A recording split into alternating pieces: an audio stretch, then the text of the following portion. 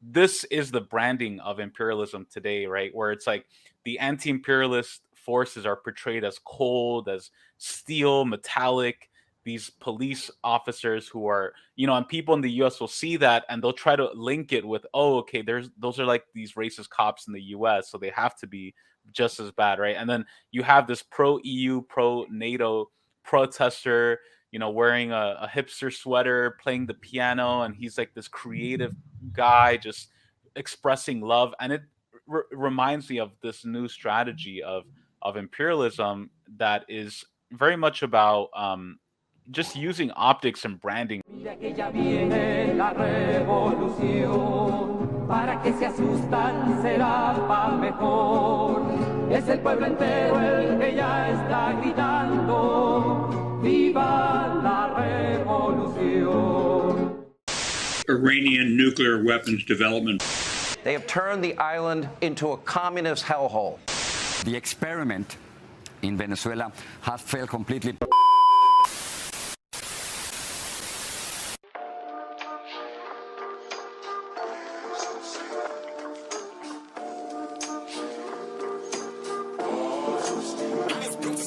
Ajamu, one thing that I always look for in mainstream media is who is being attacked, who's being slandered. Undoubtedly, Russia and the Russian people are being slandered, like you said, as these heartless, cruel enemies just seeking to invade. The Ukrainian fascist government and the pro-EU NATO camp is being portrayed as a democracy, freedom-loving people. And I find the optics and the branding of color revolutions and imperialist interventions very important to study, because it shows a lot about the new strategies and techniques. And 2014, I feel, in Ukraine with the Euromaidan, with that fascist coup that overthrew Yanukovych, that was really a test to this new strategy of imperialism, of having a hipster, I call it like hipster fascism. On the outside, it has this hipster appeal. Like, what I want to do is I want to share this image with you of this was one of the protests in Ukraine of the Euromaidan. The police are defending the democratically elected president of Ukraine at the time, who's obviously pro-Russia, pro-China. And the protester here, you can't see it in the picture, but it has an EU flag on the piano. And I feel like the optics of this, it reminds me of Tiananmen Square, and it reminds me of this is the branding of imperialism today, right? Where it's like the anti-imperialist forces are portrayed as cold, as steel, metallic, these police officers who are, and people in the US will see that and they'll try to link it with, oh, okay, those are like these racist cops in the US, so they have to be just as bad, right? And then you have this pro-EU, pro-NATO protester, wearing a hipster sweater, playing the piano, and he's like this creative guy just expressing love. And it reminds me of this new strategy of imperialism that is very much about just using optics and branding, which I think they do so efficiently. And another one that I want to show is this one. You would see these images of like women with the flowers in their head, branded as like almost like in a feminist way, where they're trying to portray them as revolutionaries, as being to the left of the governments that exist. And I feel that in a way, what it does is that it kind of rebrands the true nature of the imperialist regime change operation, because something that you hit on something very important earlier, which is the fact that within the coup, there was a lot of fascist elements. Now, the picture we're looking at is Kiev after the fascist coup. If you look all the way to the left, you'll see a flag that's very familiar, especially to those in the US, and that's the Confederate flag. One of the flags that was hung in the Kiev town hall building after the fascist Euromaidan. A lot of fascist groups were part of that coup and continue to be part of the government today. One of them is the Azov Battalion, which is explicitly anti-Russian. They support a figure by the name of Stephen Bandera, who was a Nazi collaborator during World War II. A lot of the figures in the Ukrainian government today come from that realm of the Western Ukrainian pro-German, pro-Nazi, anti-Russian side that is vehemently against communism. By the way, Ukraine banned the use of the hammer and sickle. So if you use like a fist or a hammer and sickle or any symbol like that, you can get arrested, and you're seen as being a pro-Russian agitator. So that's what I think is important, is just to kind of break the optics, right? Because I think optics and symbols, we as human beings, we are very much based on images and optics, and in appearance in mainstream media, we're given these images of these hipster creative types, the piano and the flower, but in essence, they're really when it really comes down to it, a lot of what they who they are and what they do is fascism. There's such an incredibly thin base for anti-imperialism and anti-war sentiment in the U.S. The issue with Russia is not even the issue with Russia is that if you do not understand what's in play, then objectively you will be in alignment with the imperialist interests, the imperialist objectives of the U.S. and some elements of the ruling class in Western Europe. That you will be supporting an incredibly dangerous situation that could engulf all of us in some kind of nuclear confrontation. That's one.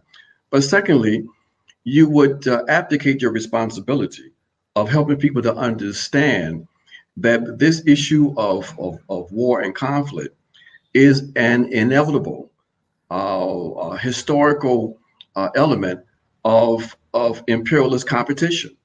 So the issue is not so much that the Russians are no longer socialists, but the issue is that what we're seeing are conditions that are very similar to what we saw, for example, in the run-up to the first imperialist war or World War I. That with this global instability, with this fact that we are in this sort of period of transition, where it's quite clear that the colonial capitalist system can no longer continue in the same form, or where there's complete disarray, confusion among the international bourgeoisie, that you have the U.S. state that believes that it can come out of this intact with its historic hegemonic position by engaging in a military first strategy.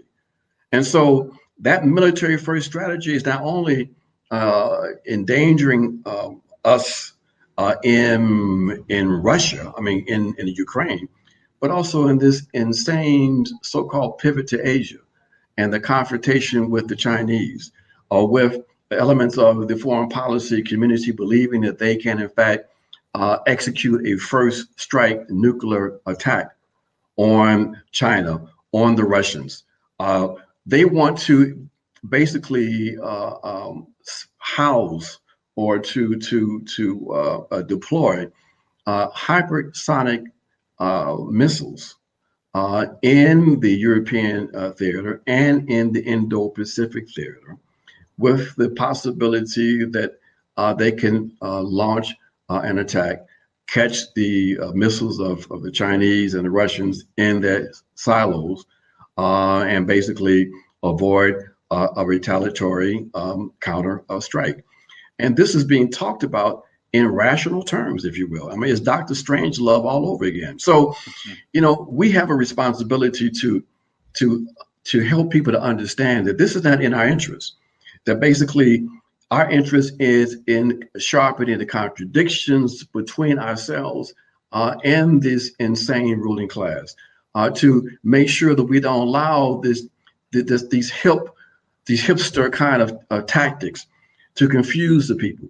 Because what you demonstrated in those images is a very sophisticated campaigning that they've been involved in for the last couple of decades, using culture, understanding that the terrain of consciousness is in fact in play, and so they use all these hip kinds of themes, these notions of the West being with the gods, against evil, the sort of theological kinds of things.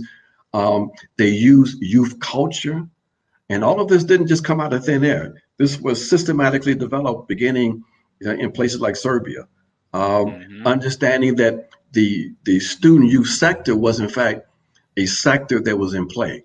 And we saw the kind of techniques that you showed in those images. We saw it also in places like in Syria, in Nicaragua, and in Venezuela. The leading sector of reaction being the youth student sector. Okay, so this is a very, very sophisticated campaign. The consequence of it, though, interesting enough, in my opinion, is that the campaign has been effective in disarming the so-called left in the U.S. and in Western Europe. So that basically they have fallen right in line with first the focus on personalities, be it Assad or Putin or whatever, as opposed to looking at social forces. They call themselves materialists, but that's all bullshit, and allow themselves to give left ideological cover to U.S. U.S. imperialist intrigue. They disarm opposition because they say that if you are opposing these rescue missions, if you will, these humanitarian interventions, then you basically, you part of the problem. You are a Putin, poodle, or whatever, whatever cute terms they come up with, and people have fallen for that. And so basically, it's been very difficult to reorganize a more effective anti-war and anti-imperialist movement in the U.S. because of these shifts in consciousness and the objective reactionary positions being taken by the so-called left.